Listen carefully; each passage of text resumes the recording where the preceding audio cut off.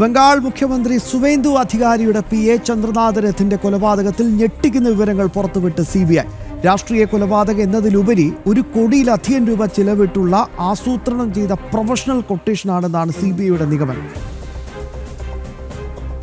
May 6 നടന്ന ചന്ദ്രനാഥ് രഥിന്റെ കൊലപാതകം അതീവ കൃത്യതയോടെയുള്ള ഒന്നായിരുന്നുവെന്ന് CBI കരുതുന്നു. കൊലയാളികളെ എത്തിക്കുവാനും ആയുധങ്ങൾ സംഘടിപ്പിക്കുവാനും സുരക്ഷിതമായി രക്ഷപ്പെടുവാനും മാത്രം ₹1 കോടിയിലധികം ചെലവഴിച്ചിട്ടുണ്ട്. കൊലപാതകത്തിനായി ഉപയോഗിച്ച വാഹനങ്ങൾ വ്യാജ നമ്പർ പ്ലേറ്റുകൾ ഉള്ളവയായിരുന്നു. ഷാർപ്പ് ഷൂട്ടർമാരെ മറ്റ് സംസ്ഥാനങ്ങളിൽ നിന്നാണ് എത്തിച്ചതെന്നാണ് സൂചന. കൊലപാതകത്തിന് ശേഷം പ്രതികൾ ടോൾ പ്ലാസകൾ കടക്കാൻ UPI ഉപയോഗിച്ച് പണം നൽകിയത് അന്വേഷണത്തിൽ നിർണായക വഴിത്തിരിവായി.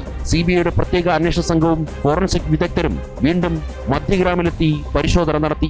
ചന്ദ്രനാഥ് രഥിന്റെ SUVക്ക് നേരെ വെടിയുതിർത്ത രീതിയും അക്രമികൾ രക്ഷപ്പെട്ട വഴികളും സംഘം വിശദമായി പരിശോധിച്ചു. തെരഞ്ഞെടുപ്പ് ഫലം വന്ന് 2 ദിവസത്തിനകം നടന്ന കൊലപാതകത്തിന് പിന്നിൽ വൻ സാമ്പത്തിക സ്രോതസ്സുകളുള്ള ഗൂഢാലോചനയുണ്ടെന്നാണ് CBI കണ്ടെത്തൽ. ഇതിനോടകം പിടിയിലായ 3 പ്രതികളിൽ നിന്ന് ലഭിച്ച വിവരങ്ങൾ വെച്ച് കൂടുതൽ അറസ്റ്റുകൾ ഉടനുണ്ടായേക്കും. മുഖ്യമന്ത്രിയുടെ പേഴ്സണൽ അസിസ്റ്റന്റ് എന്ന നിലയിൽ ചന്ദ്രനാഥ് രഥിന് ലഭിച്ചിരുന്ന സ്വാധീനവും അദ്ദേഹം കൈകാര്യം ചെയ്തിരുന്ന വിഷയങ്ങളുമാണോ കൊലപാതകത്തിലേക്ക് നയിച്ചതെന്നാണ് കേന്ദ്ര ഏജൻസി പരിശോധിക്കുന്നത്. ജനം, ഡൽഹി.